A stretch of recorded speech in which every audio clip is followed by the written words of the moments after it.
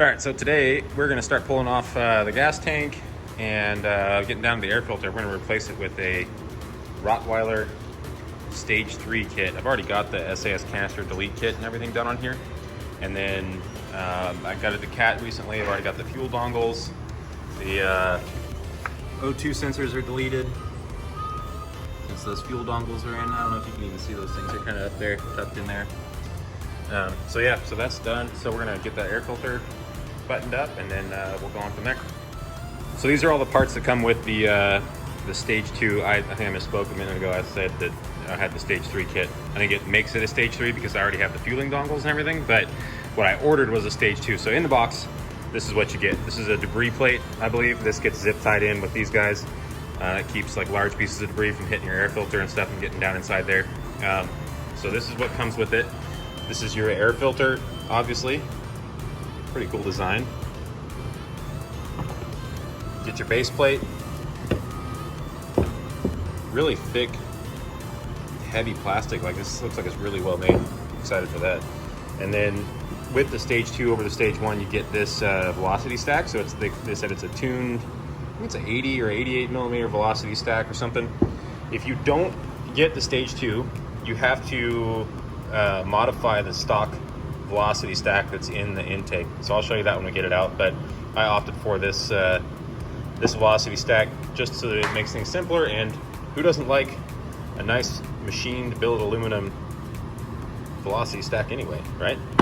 You also, I'm forgetting, you get a pre-screen filter that goes with this. So this slips right over the top. All this will get oiled.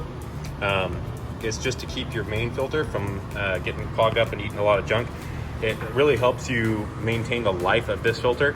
These are a lot cheaper to replace, and they have different options too.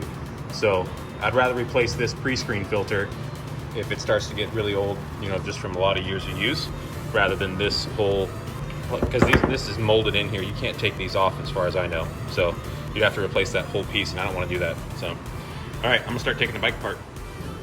All right, so I already pulled the seat off. Hopefully you can figure out how to do that part. So what I'm gonna do is there's this whole plastic shroud up on top of the tank.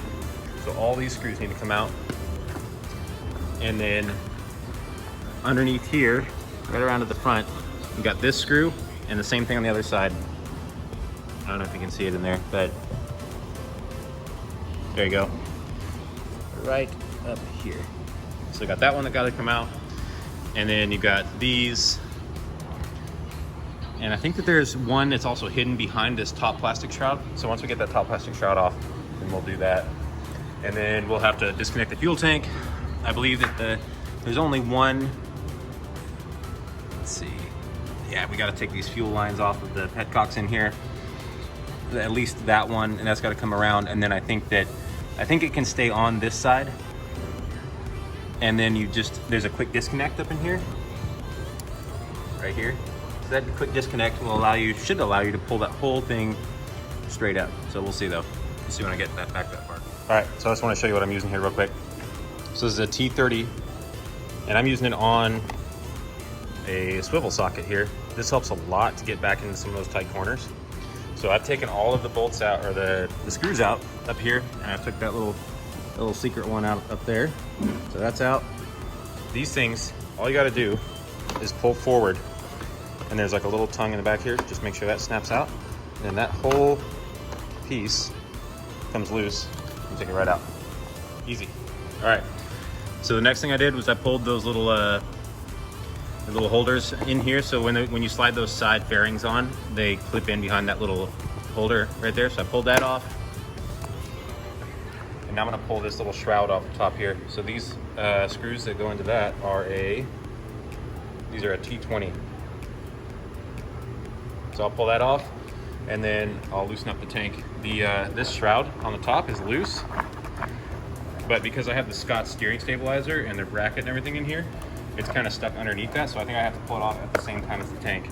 There's a little notch in here, and if you look down behind that notch, you can see down there's an Allen head. I'll let you guys know what size that is when I get to it.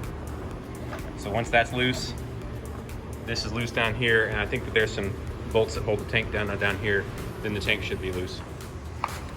All All right, so I've got all the fuel lines off. So what you have to do, fuel lines are hanging down here now. So you gotta unplug the fuel line from here. You gotta disconnect this connector right here. Those stay on here. And then the quick disconnector that I pointed out earlier is back here. So that also has to get disconnected.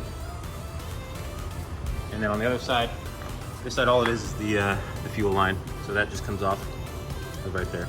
All right, so those come off. And then up on the top, once you do all that and you've got that Allen head up in the front loosened a little bit, you can shift the tank back just a little bit, and that'll help you. And then that shroud comes off the top. Once that shroud is off the top, then you've got these connectors here. So this goes, I believe this is your fuel sending unit. I'm not exactly sure. Oh, this is for the lock because it's an auto lock cap. So that one has to get disconnected. And then there's a vent. This vent line goes right here. And then there's one more vent line that goes to the other side right here. So once all that's off, tank should come right off. So, all right, so that was correct. There's the tank sitting over there.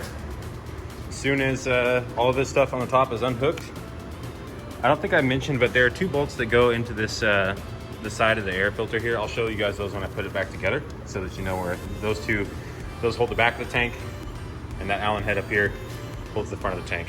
So once those are loose, you can kind of shift to the tank, kind of move it and pull it off there. So I'm gonna start working on the air filter and see if I can get this thing squared away. All right, moment of truth. All of these bolts in the top of the air filter housing have been removed. They are 6 mils. We'll find out how well KTM's air filter has been doing. So I hear some horror stories about these. You open these up and you find all kinds of crap inside the airbox. So let's find out.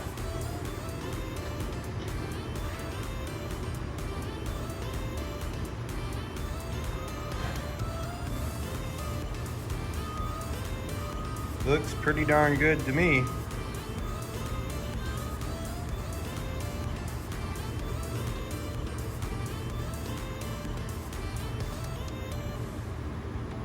Nice.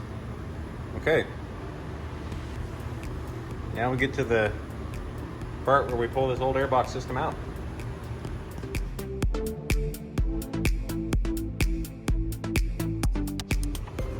All right, so here's where we're at right now. The airbox is pulled out. The previous owner had already done the SAS canister delete on here. So one of the steps in the instructions from Rottweiler was to pull the line off the bottom of that, but it's already capped off because of the canister delete. So I didn't have to mess with that. The box came right out. There are a couple of snorkels that come up from the front up here. They're not getting used anymore, so those get pulled. And you can stick them on the shelf, is what it says. All right, so I don't want to get too far ahead of myself, but the airbox is out. The instructions from Rottweiler call for the old airbox. You're supposed to pull the SAS canister line off the bottom, which this has already been done because there was the delete already in place, so I didn't have to do that. So in order to pull this airbox, all I had to do was pull the snorkels out. These pieces, they just kind of tuck up inside here and then go into the front of the airbox. So those are kind of worked in there like so. Those go up to the airbox. Pull those out. You're not going to reuse them on the new intake. So those are done. And then that little air temp sensor that was in the top of the stock airbox lid, you pull that out. That gets installed in the bottom of the new Rottweiler base plate. So it sticks up through just like that.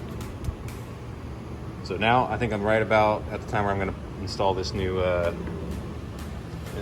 base plate and then start putting the velocity stack back in. All right, so base plate is in. The the air temp sensor is hooked up underneath with this wire here. The debris shield is in the front. That just zip ties onto the frame out here. I did trim this corner a little bit just because I want to make sure that this is the main fuel line that comes up right here. And I want to make sure that this doesn't contact here at all. So I trimmed that back, and then I even zip tied this over a little bit to this, I think it's just like a breather tube. So just want to make sure that nothing ever rubs on that, because the last thing I want is for my bike to catch on fire for a line getting rubbed through it, something. So yeah, and there's everything else in there.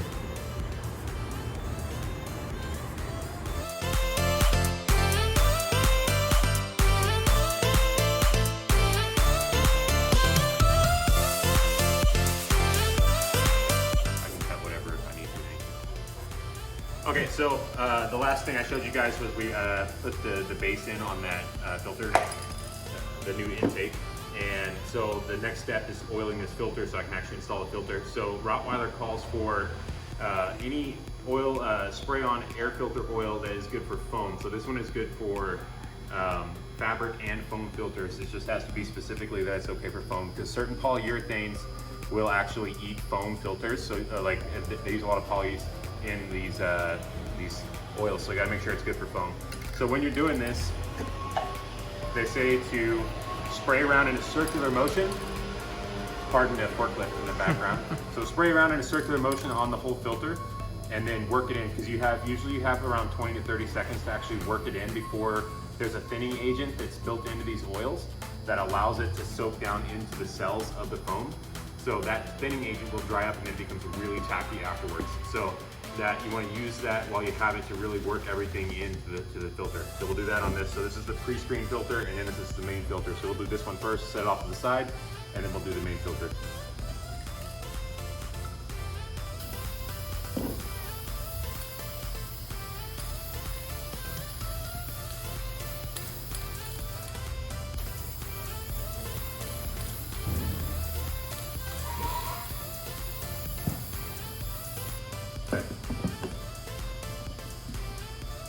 So you just kind of want to massage this into the filter.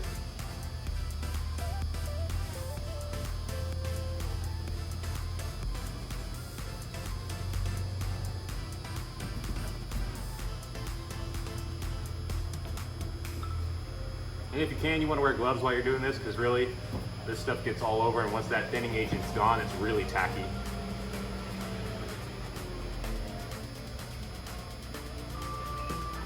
Okay, so I think that's pretty good.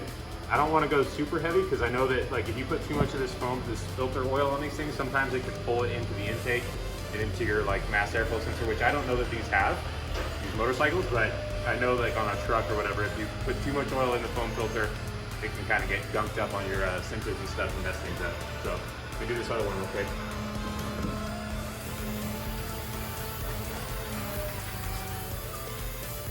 I'm just gonna do the top, and then I'll go back to the sides.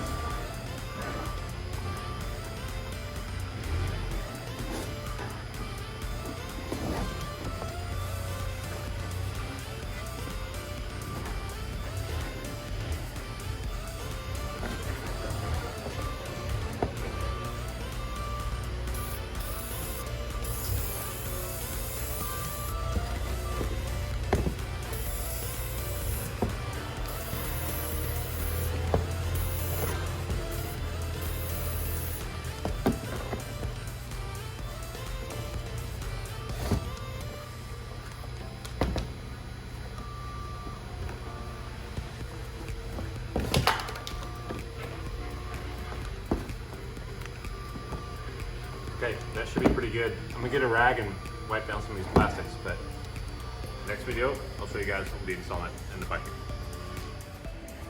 All right, so we're gonna throw the filter on the bike. So if you wanna take a look in here really quick. So I think I showed you this already, but this is the new filter base. This is their new velocity stack for the backside.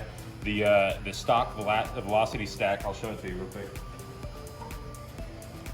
It's a good bit taller than the one that they send you.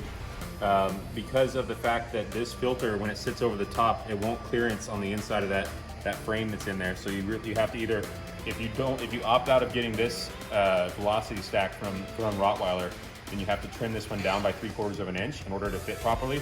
But then if you do that, you lose that smooth airflow, the lift on that velocity stack. So I opted to get this, and it's an awesome piece anyways, so why not?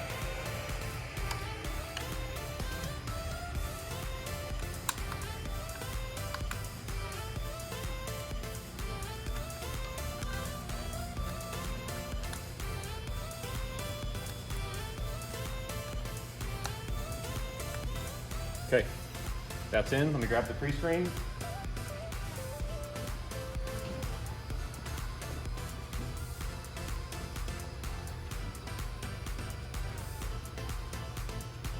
Okay, there you go, filter's in. Next step, reassembly. Is it rolling? Okay, all right, so everything's back together, as you can see, obviously. It's pretty fast going back together. Like once you figure out how to like be efficient with taking it apart. It's just a few screws here, these side fairings come off, then you pull that part, and then the tank, it's about 20 minutes roughly to get down to your air filter. I know there are other bikes where it's easier to get to the air filter, but honestly, you only have to service this thing like every 10,000 miles. And honestly, that's a long time on a motorcycle. So it's really not a big deal to get down to all that. And with that pre-screen, once you get it off, all you gotta really do is clean that pre-screen filter, and then you're good to go afterwards. So I'll start it up for you. I don't know if you can really hear much of a difference in the video, but I took it for a test drive just a minute ago. It sounds a lot better. I love the sound of it. It's already got the decat, that's already done. So altogether, it sounds really good. So we'll start it up.